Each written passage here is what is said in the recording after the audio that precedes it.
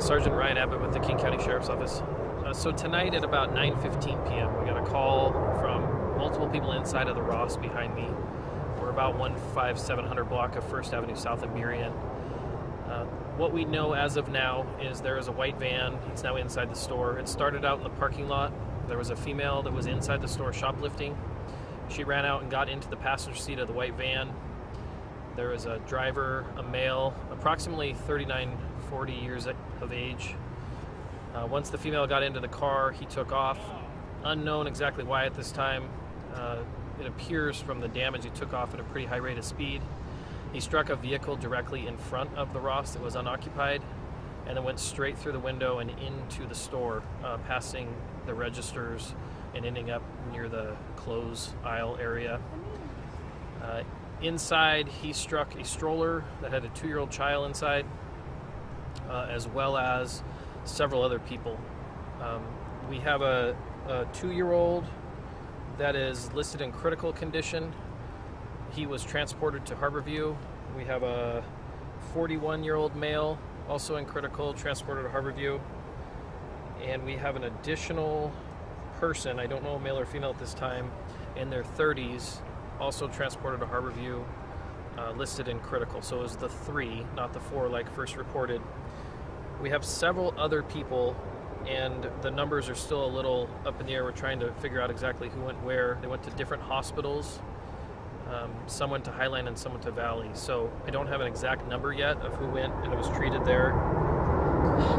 The driver of the van is under arrest. Suspicion is under the influence of drugs. So we have a drug recognition expert responding, and they will do a search warrant for blood. And the female who was shoplifting is also under arrest. She had an unrelated warrant for her arrest. As you can see, our MAR unit's on scene, major accident response and reconstruction, and they're going to be piecing it back together and trying to determine exactly where the van was, how fast it was going when it struck the victims inside. Let's see, what else can I tell you? The fire and deputies got here really quickly on scene and were able to start treating victims right away. And that is most likely how we didn't lose anybody. So everybody is alive so far, and everybody has been transported and being treated at the best hospitals that we have. Any questions? So originally you suspect that van was being used as a getaway for a shoplifting case? That's correct. Yeah, so that was the male driver was the getaway driver for the female that was shoplifting inside the Ross, is our belief and what we're investigating at this time. So, Ryan, we saw those several other people being taken away in ambulances, even though you're only listing those 3. There were those the critical. Originally, they had told us 10 patients altogether. They had told us 4 critical, but that got changed to 3. So my guess is the rest of them are now in satisfactory or serious condition. A lot of them were precautionary. I was trying to track exactly the number, but we have deputies at several hospitals, and it's hard to get signal in the hospital, so I haven't been able to confirm that number yet. I'll try to get it to you before I leave, get you an exact number. But it's multiple.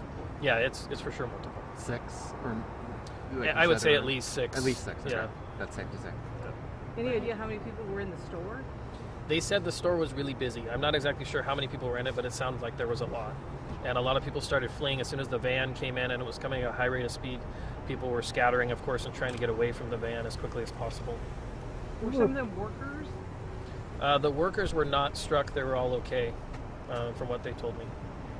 So it sounds like, sorry, do you mind talking about how the van ended up in the store again? So it hit a car. Yeah, so it was parking parked lot. off kind of where the patrol car is, parked on this side, and then it took off, unknown exactly why, but it took off towards the front of the store.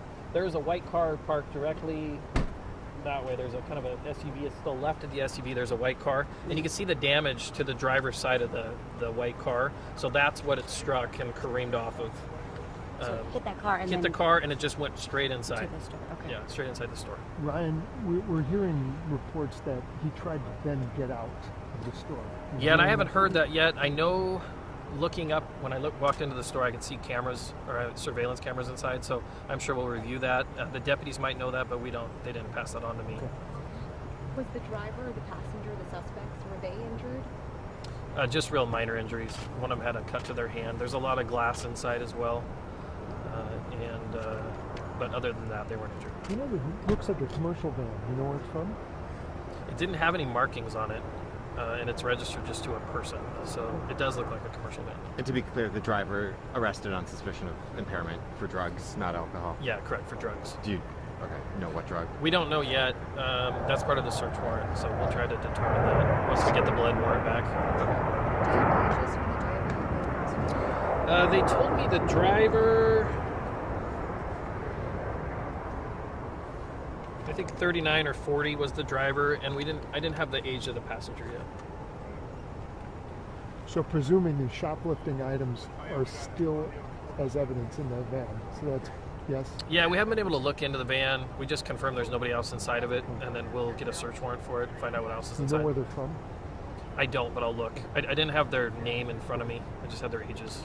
Did you get any indication that other customers in there were helpful in the moments after the crash and administering any kind of aid or anything like that? They didn't pass that info on. I'm sure they were, but they didn't pass the info on. I know that when fire got there, they were able to put the van in neutral and actually push it off the child when they arrived, and were able to treat the child for quite some time there inside the store.